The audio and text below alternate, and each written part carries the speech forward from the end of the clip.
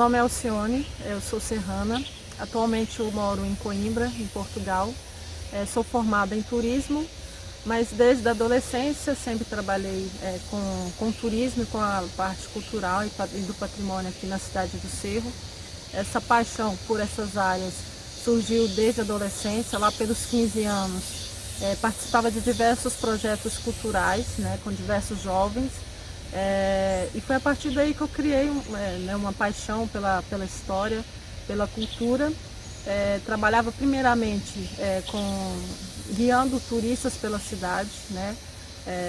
Achava muito interessante a nossa história, queria que todas as pessoas que viessem para o Cerro estivessem curiosas, né, com a nossa história. E foi a partir daí, vendo que o turista ficava apaixonado pela história da cidade, vendo a felicidade no rosto deles em estar numa cidade histórica, uma cidade com mais de 300 anos, que eu sentia essa emoção de ser guia de turismo, né? Porque quem guia turista pela cidade, ele acaba sendo um agente transformador também, acaba sendo um educador, porque o turista que chega à nossa cidade, ele não sabe de nada, né? Às vezes não sabe do contexto. Via muitos turistas na cidade dizendo que caíram de paraquedas aqui. E aí nós criamos um grupo de jovens na época, composto por 8 pessoas, e propusemos um projeto para a prefeitura, um projeto chamado Portas Abertas.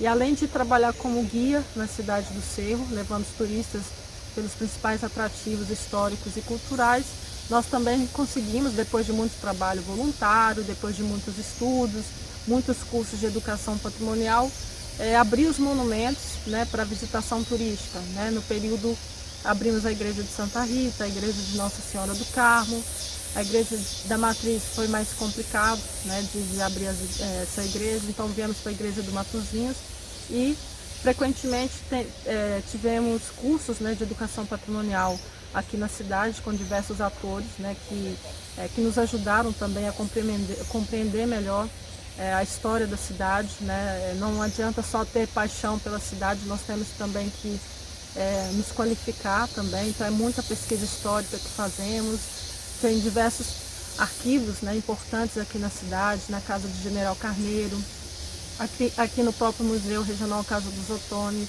Então, cada vez mais íamos pesquisando sobre a cidade do Cerro, mas a gente queria pesquisar, né? Porque parece que era um tesouro que a gente estava descobrindo a cada momento, né? Então, foi um trabalho muito satisfatório para mim.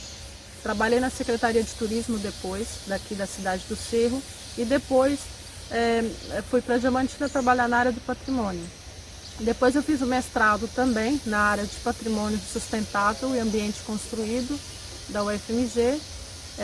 Fui professora do curso de turismo em Diamantina e depois de algum tempo também resolvi sair um pouco da cidade, né, do Cerro, dessa nossa região, para falar um pouco também dessa nossa riqueza também fora do país. Então hoje eu sou doutoranda em patrimônios alimentares, culturas e identidades pela Universidade de Coimbra, em Portugal.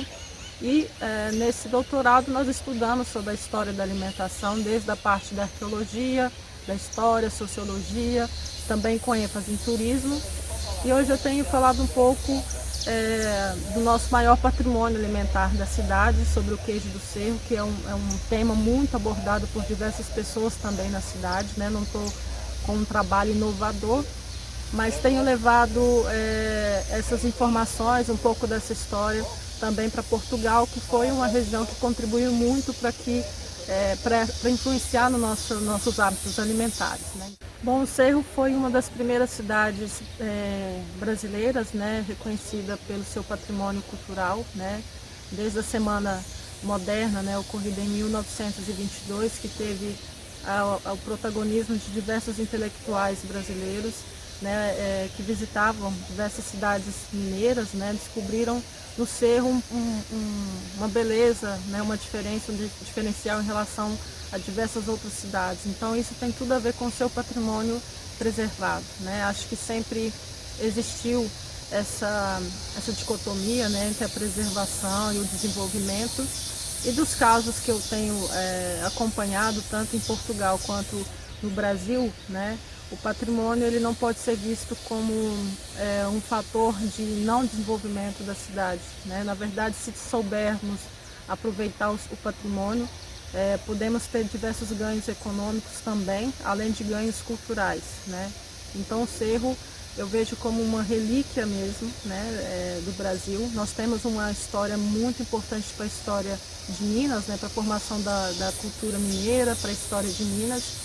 E às vezes só quando saímos um pouco do nosso local que damos valor, né? Então eu vejo que o Cerro tem um potencial muito grande. Às vezes falamos que o Cerro não é reconhecido fora, mas o que eu vejo é um pouco diferente, né? Eu vejo que tem muitas pesquisas sobre a cidade de Cerro que nós nem temos conhecimento que existem, né? Então acho que depois que eu saí do Cerro que eu comecei a ter uma dimensão da importância do Cerro também para a formação da cultura, para a formação de Minas Gerais e para a história do Brasil do ciclo do ouro, né? Que foi uma parte muito importante né, da história do Brasil, né? Então precisei sair de Cerro para ter essa dimensão da importância nossa. E muitas cidades, né, que têm o turismo cultural como a principal fonte de renda, elas só conseguiram, né, esse potencial, essa importância para o turismo por causa do seu patrimônio preservado, né? Então eu acho que o caminho do Cerro também é a preservação do patrimônio, né? Temos muito ainda que preservar, né? A diferença entre Brasil e Portugal é que eu vejo que tem muita seriedade na preservação do patrimônio. As políticas de lá são mais rigorosas, até porque Portugal está dentro da União Europeia, então tem leis específicas para o grupo, né, da União Europeia. Então Portugal já há muito tempo tem preservado as suas tradições também. Não quer dizer que nunca não perdeu também diversas manifestações e culturas, né? Mas como é do velho mundo, né? Eles têm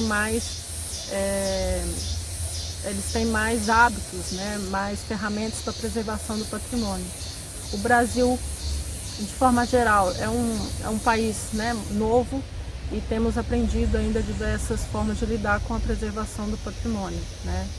Então muitas cidades que têm o turismo cultural justamente pelo seu patrimônio, né? Então o Cerro tem um destaque muito forte, inclusive eu faço parte de um grupo de pesquisa que chama Via Crítica do Patrimônio, que fala um pouco dessa relação do órgão federal aqui no Cerro, o IPHAN, e a preservação do patrimônio, como que foi essa relação com a comunidade. Diversas cidades como Diamantina, Ouro Preto, Mariana, São João del Rei, Tiradentes e Cerro, que foi uma das primeiras cidades tombadas, sempre teve uma relação um pouco conflituosa, né, com o IPHAN, né, porque o IPHAN de certa forma intervém no monumento edificado. Muitas vezes é compreensível que os proprietários também de casas se sintam prejudicados com a preservação, mas então a cidade ganha muito também sendo uma cidade preservada, não só pelo turismo, mas também tem as políticas de preservação estadual, como a lei do ICMS cultural, que a cidade somente recebe esse recurso porque é uma cidade preservada, né? Então às vezes criticamos muito o fato do Cerro ser uma cidade tombada. Muitas vezes o recurso que vem para a cidade, que às vezes é investido nos eventos culturais, nos calçamentos das ruas, muitos recursos são utilizados desse recurso que vem para a cidade, que é o ICMS cultural, onde o município recebe, dependendo da pontuação, e quanto mais a cidade preserva esse patrimônio, mais recurso ela tem de volta. Então assim, nós devemos cobrar também que o órgão público também fique atento à preservação do município, porque quanto mais investe na educação patrimonial, mais investe na preservação do patrimônio, mais recurso o município recebe para investir em eventos culturais, na preservação do próprio patrimônio. Nós temos a cidade do Cerro, é a única cidade brasileira que, além do seu patrimônio cultural, possui 2 bens imateriais registrados pelo IPHAN, que é a linguagem dos sinos, junto com outras cidades mineiras, e também o próprio queijo, né? O queijo teve o seu reconhecimento como patrimônio imaterial do estado de Minas em 2002, né? E foi a partir daí que outras regiões, como Araxá, Canastra, também conseguiram o reconhecimento pelo IPHAN em 2008. Né? Então houve um protagonismo do Cerro na preservação desse patrimônio, dessa herança alimentar também. E isso foi puxando também porque o queijo é um produto icônico, né? Um alimento icônico de Minas Gerais, cujo Cerro é um dos principais produtores, né? E que conseguiu preservar também essas técnicas, esses saberes durante o período colonial. Eu acho a educação patrimonial importantíssima, né? Eu sempre falo que eu sou um fruto, né? Ainda a ser colhido, né? Mas na verdade eu só estou em Portugal hoje justamente porque há alguns anos atrás eu quis aprender um pouco mais sobre a história da cidade. E como eu disse, a educação patrimonial é uma forma, né, de vermos além do que os nossos olhos conseguem enxergar na cidade. A gente aprofunda um pouco mais o nosso olhar, a gente consegue prestar mais atenção na nossa cidade, não como morador, né, mas como um ser humano dentro desse mundo, né, com várias diversidades culturais, várias manifestações culturais.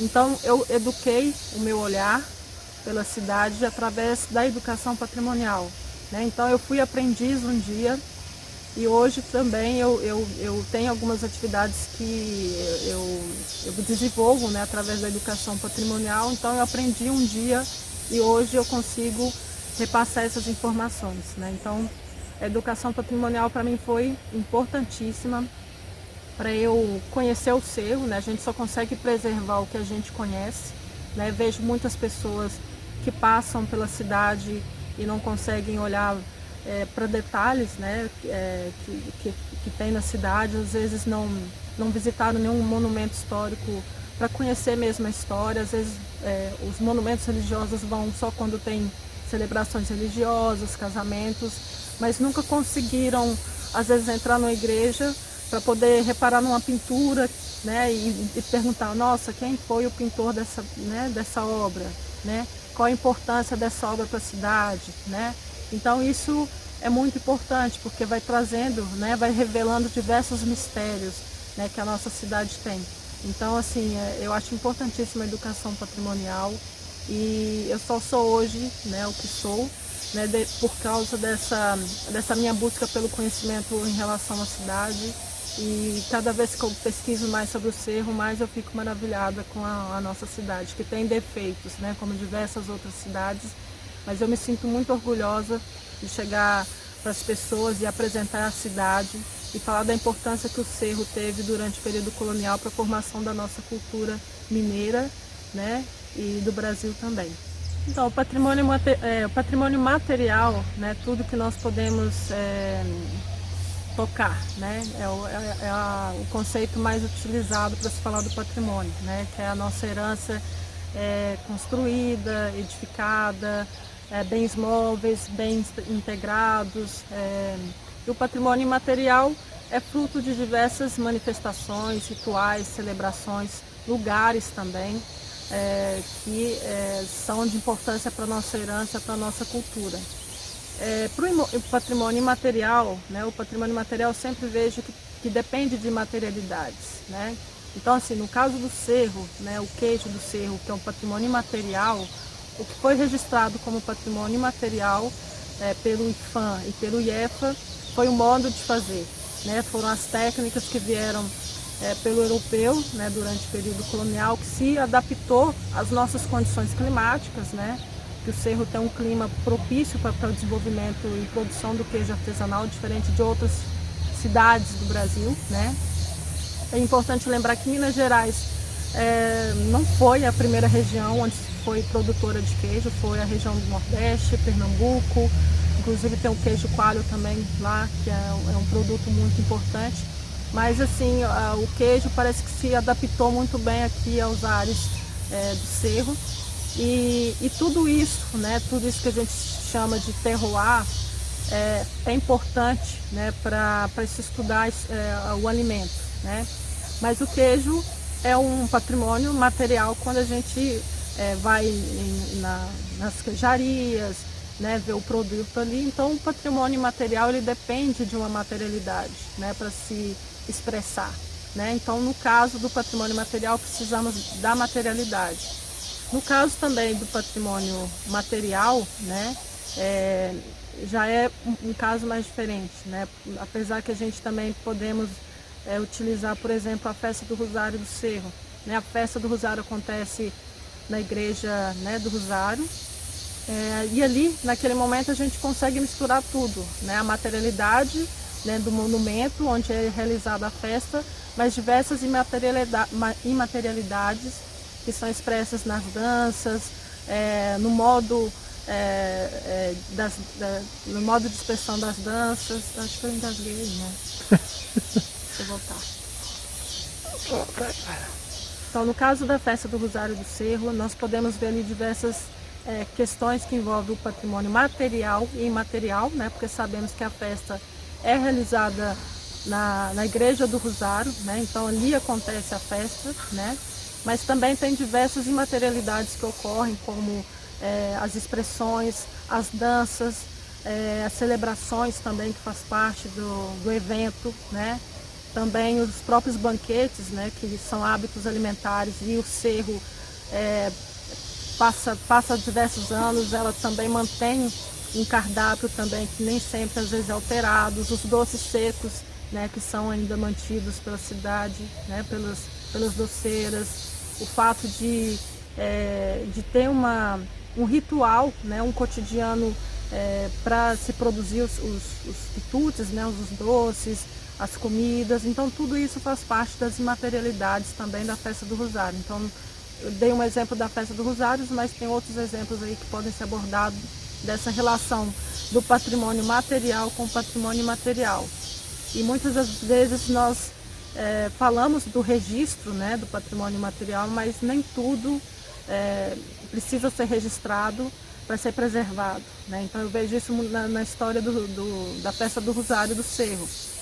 A festa do Rosário do Cerro tem um registro imaterial pelo município, mas é uma festa que durante 300 anos, né, conseguiu manter diversas tradições, né? Então o maior patrimônio, o maior guardião do patrimônio é o próprio morador, né? O próprio ator cultural que está ali, os congadeiros, os dançantes, as doceiras, né? Essas pessoas que conseguem manter essas tradições aqui na cidade. O fato de ter registro é uma forma de resguardar aquele patrimônio de uma forma mais institucionalizada, né?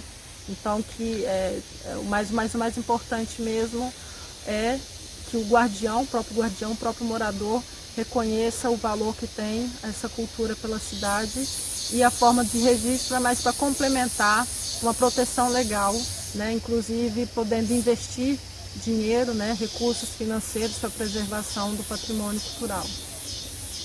Todo tipo de reconhecimento do patrimônio, né, no caso que estamos falando do registro, né, quando é patrimônio imaterial, e do tombamento quando é patrimônio material, é importante em diversos níveis de esferas, tanto municipal, quanto estadual e quanto federal. A diferença é que em nível local demonstra que o setor público, juntamente com o Conselho de Patrimônio, né, que temos na cidade, eles reconhecem a importância daquele bem para o município, independente se o órgão estadual ou nacional, né, o federal, reconheçam. E em casos de obtenção de recurso externo, o reconhecimento estadual também é muito importante, assim como o reconhecimento federal, né? No caso do Cerro, que é uma das primeiras cidades tombadas e que tem, né, o maior número de patrimônio imaterial registrados, né, pelos órgãos estaduais e federais, é importante porque é uma oportunidade de adquirir mais recursos externos, né? Então, pela lei, né, de ICMS cultural, quanto mais se investe nesses bens, né, materiais e imateriais, mais consegue o retorno financeiro desses órgãos institucionais, né? No caso do tombamento ou do registro estadual, é sempre uma oportunidade maior, né? No caso do queijo, nós podemos perceber que, assim como que foi registrado como patrimônio do Estado, teve uma repercussão muito grande, né? Inclusive o Cerro, ela levantou um pouco essa ideia da preservação do patrimônio que estava sendo sucateado, né, e correndo risco mesmo de perda. E isso abriu os olhos, né, de uma forma estadual, né, não foi aqui somente no Cerro, né. Então essa proposta, esse registro pelo IEFA acabou mobilizando todo o estado, né, e foi aí que outras regiões como Araxá, Canastra, Salitre perceberam também que elas tinham a mesma história do Cerro, né. Então isso cria uma repercussão muito grande quando há um registro a nível estadual, diferente do registro ou tombamento a nível municipal, né, que não tem tanta repercussão, mas não quer dizer que não seja tão importante quanto o estadual. E aí tem essas escalas, né, então depois também que foi registrado como patrimônio nacional, né, por exemplo, o modo de fazer o queijo, né, de Minas Gerais como um todo, também há uma repercussão que ultrapassa as barreiras do próprio país, né, então isso também cria mais informações, mais conhecimento até mesmo fora do país, né. Então eu, por exemplo, tenho desenvolvido essa pesquisa justamente por causa dessa repercussão, dessa importância que o queijo, né, e o modo de fazer adquiriu a nível local, primeiramente aqui no Cerro, porque houve um protagonismo muito grande dos produtores rurais, das associações aqui, como a SE, a própria prefeitura também se engajou na causa. Primeiro há um reconhecimento cultural e econômico no Cerro, depois passa pelo órgão estadual e depois também passa pelo órgão federal. Então foi a partir dessa repercussão que se tem no país, né, da produção do queijo, que eu também quis me envolver e falar um pouco mais dessa nossa relação, né, com este hábito alimentar, né, com a produção do queijo também fora do país, né. Portugal, ela tem uma relação de muitos anos, né, como produtora de queijo, mas ela também absorveu diversos conhecimentos de outras civilizações, né, os gregos e os romanos, eles tiveram um papel muito importante na manutenção e transmissão dessa técnica, né, então o queijo acaba se ligando, né, o queijo, a produção de queijo no Brasil se liga com Portugal, que se liga com os gregos, que se liga com os romanos, então é uma história que vai passando de civilização a civilização, né, então eu reconheço essa nossa importância como receptores dessa transmissão de técnicas que veio desde a antiguidade clássica, né? Então nós também fazemos parte não só da nossa história local, mas nossa história faz parte da história do mundo, né? Então eu quis abordar isso também em Portugal e eles também, né, os portugueses têm a oportunidade de conhecer também cidades que conseguiram manter tradições que às vezes o próprio país perdeu, né? Então, por exemplo, aqui no Cerro nós temos a Semana Santa, que tem o hábito de confeccionar os tapetes, né, que infelizmente tem se perdido, mas Portugal que trouxe essa manifestação, né, assim como em Ouro Preto. E lá em Portugal essa manifestação, essa tradição já vem se acabado.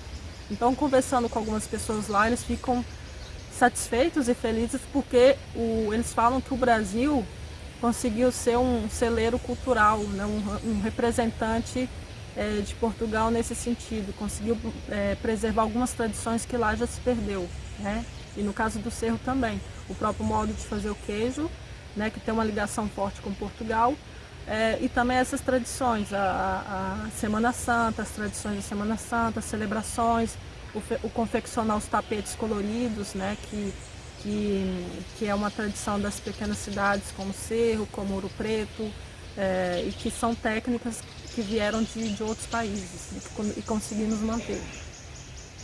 Muito bem.